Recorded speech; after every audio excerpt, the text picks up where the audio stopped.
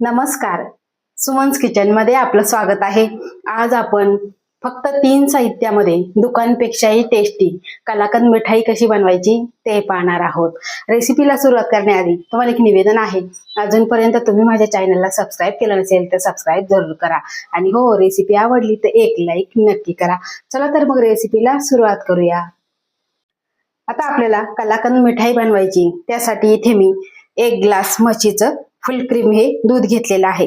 त्यानंतर इथे मी 1 कप दूध पावडर घेतलेली आहे आणि अर्धा कप इथे मी साखर घेतलेली आहे.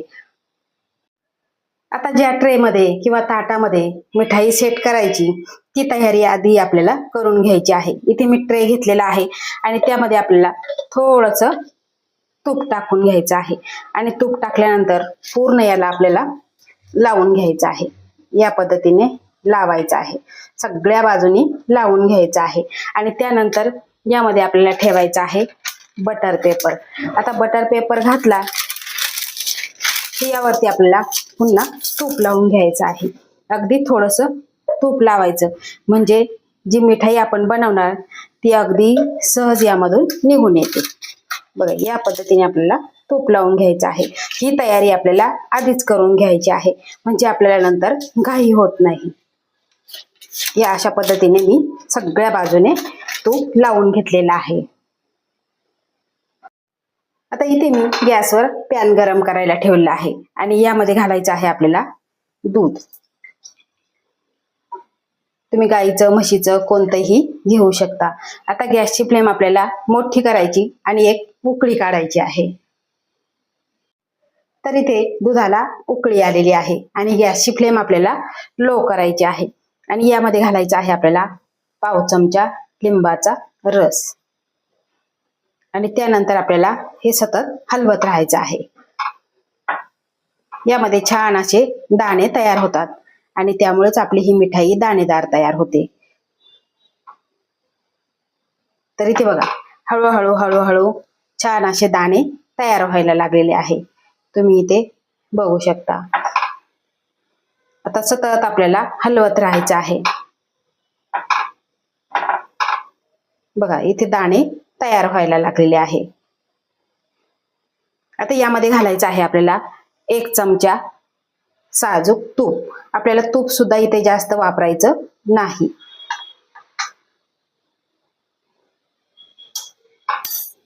आता हे तूप सुद्धा आपण यामध्ये सगळं मिक्स करून घेऊ. आता इथे आपण तूप मिक्स करून घेतलेलं आणि जे दूध आहे ते सुद्धा आपलं फाटलेलं आहे. तुम्ही इथे बघू शकता.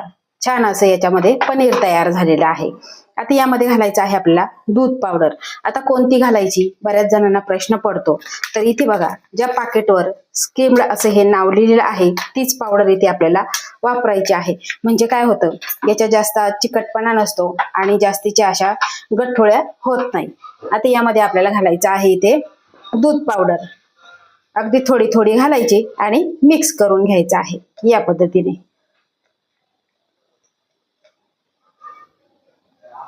तर बघा, सगळी मिक्स करून घ्यायची आहे. सगळी पावडर मी इथे घालून घेतलेली आहे आणि याच्या ज्या गाठी गठोळ्या असतात त्या सगळ्या मोडून घ्यायच्या आहे.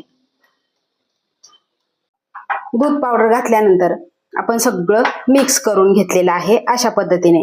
आता आपल्याला गॅसची फ्लेम लोच ठेवायची आणि सतत आपल्याला हे हलवत राहायचं आहे. जोपर्यंत हे घट्ट होत नाही तोपर्यंत आपल्याला हे हलवत राहायचं आहे. तर इथे मंद गॅसवर सतत हलवत हलवत आपण हे मिश्रण घट्ट करून घेतलेलं आहे. आता यामध्येच घालायची आहे आपल्याला साखर. आता ही साखर घातली की याचं पाणी होणार आणि पुन्हा थोडंसं मिश्रण हे पातळ होणार आणि मंद गॅसवरच आपल्याला हे पाणी पूर्ण आटवून घ्यायचं आहे. जोपर्यंत हे मिश्रण पॅन सोडत नाही तोपर्यंत आपल्याला आटवून घ्यायचं आहे. तर इथे साखर पूर्ण विरघळलेली आहे. तुम्ही इथे बघू शकता आणि हे मिश्रण पातळ झालेलं आहे. आता हे आपल्याला आटवून घ्यायचं आहे आणि तुम्ही इथे बघू शकता दूध छान असं दाणेदार तयार झालेलं आहे.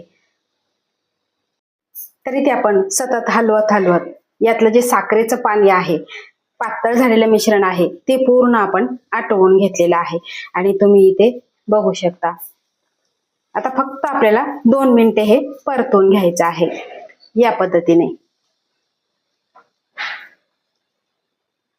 आता इथे 2 मिनिटे झालेली आहे आणि गॅस लगेच आपल्याला बंद करायचा आहे. आता गॅस बंद केला की यामध्ये लगेच आपल्याला वेलची पूड घालायची आहे. आता तुम्ही एखादा इसेन्स असेल तो सुद्धा तुम्ही घालू शकता. आता हे सगळं आपण मिक्स करून घेऊ. आता लगेचच आपल्याला आपण तूप लावलेल्या ट्रे मध्ये ओतून घ्यायचं आहे.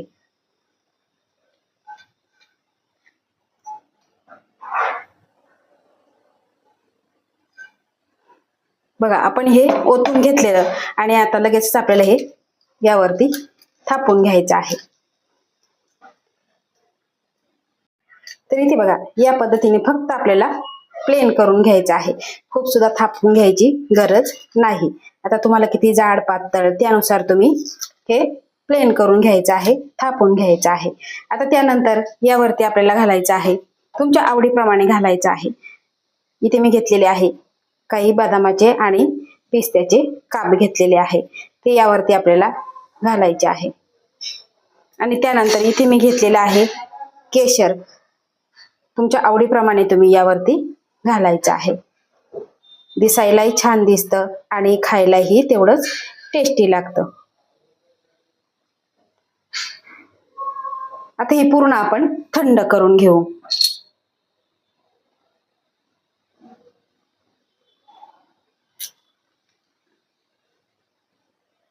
तर इथे आपली कलाकंद मिठाई पूर्णपणे थंड झालेली आहे आणि सेट सुद्धा झालेली आहे. तुम्ही इथे बघू शकता. आता हे आपण अलगद काढून घ्यायचं आहे. बघा या पद्धतीने आपण काढून घेतलेला आहे आणि आपल्याला बटर पेपर हा हलकासा बाजूला करायचा आहे या पद्धतीने. आता आपल्याला कट करून घ्यायचा आहे. आता तुम्हाला किती छोटे मोठे कट करायची त्यानुसार तुम्ही कट करायचे आहे. तुम्ही इथे बघू शकता एकदम इझिली कट होत आहे. आता कुणाला तुम्हाला मिठाई ही रक्षाबंधनला द्यायची असेल, गिफ्ट म्हणून करायची असेल, भावासाठी गिफ्ट करायची असेल, पाहुणे मंडळीला गिफ्ट करायची असेल तर तुम्ही ही करू शकता. करायला खूप सोपी आहे. फक्त 3 साहित्यामध्येच आपण ही मिठाई तयार केलेली आहे आणि खायला तर एकदम टेस्टी आहे. इथे बघा आपण कट करून घेतलेली आहे. आता कट करून घेतल्यानंतर तुम्ही इथे मिठाई बघू शकता. ती आपण काढून घेऊ. एकदम अलगद अशी ही निघालेली आहे आणि तुम्ही इथे दाणेदार बघू शकता, अतिशय दाणेदार झालेली आहे. अशी मिठाई आमच्या इकडे भीमाशंकरला भेटते आणि माझ्या मुलांना प्रचंड आवडते. कधी जर भीमाशंकरला गेले तर तुम्ही ही कलाकंद मिठाई जरूर खाऊन बघा. ती चवीला खूप छान असते. तर म्हटलं आपण रक्षाबंधनला ही घरीच बनवावं. तर खूप सोप्या पद्धतीने मी तुम्हाला सांगितलेलं आहे. फक्त ही मिठाई बनवताना गॅसची फ्लेम ही लोच ठेवायची आहे आणि लो वरतीच करायचं आहे. तुम्ही जर मोठा गॅस करून जर ही बनवली तर ती खूप हार्ड होईल आणि एकदम दाताला अशी चिकटल्यासारखी होईल. तर अशा ह्या सोप्या पद्धतीने तुम्ही रक्षाबंधनला ही मिठाई जरूर करून बघा आणि माझी ही रेसिपी तुम्हाला कशी वाटली ते मला कमेंट करून नक्की सांगा. आवडल्यास लाईक करा, शेअर करा, सबस्क्राईब करा आणि बाजूचं बेल आयकॉन बटन प्रेस करा. धन्यवाद.